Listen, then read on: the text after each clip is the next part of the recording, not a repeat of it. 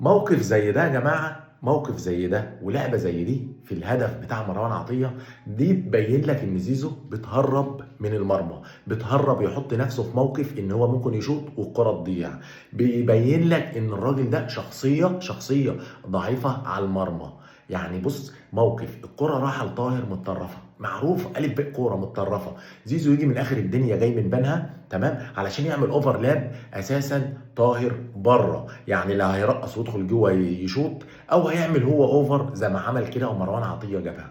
فلما اجي اقول زيزو بتهرب من المرمى وما برضاش يدخل، وكل شغله ان هو يعمل اوفر وخلاص، ان هو يعمل اسيست، ان هو يعمل اوفر زي بتاع بن شرقي ده، هو الراجل عاملها اصلا وبن شرقي لسه بيجري. يعني الراجل لا بص ولا وجت صدفه، علشان بس إيه نكون صراحه، عشان ما حدش يطلع بقى يتفلسف وزيزو ملك الاسيستات وزيزو ملك الحوارات والكلام ده كله في الفاضي.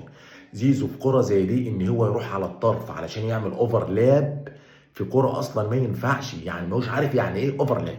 اوفرلاب يا حبيبي لما تكون انت راجل بتلعب باك ليفت او باك رايت، بتباصي للهاف اللي قدامك، لو الهاف وقف عليها تمام، تعمل انت بقى اوفرلاب، تدخل لجوه تنوع. انما الراجل رايح انفراد واحد على واحد، وانت جاي من اخر الدنيا عشان تعمل اوفرلاب، علشان يبصها لك، علشان ترفعها، بدل ما تدخل جوه وسايب ال 18 فاضي. يعني ال 18 فاضي قدامكم اهو تمام، سايب ال 18 فاضي، بدل ما الراجل يجي يدخل فيرود تاني او يدخل فيرود صريح وسايب ال 18 فاضي، جاي عايز يعمل اوفرلاب. والراجل مروان عطيه كتر الف خيره هو اللي دخل ال 18. يعني يا جماعه بالله عليكم، زيزو اللي يدخل ال 18 ولا مروان عطيه؟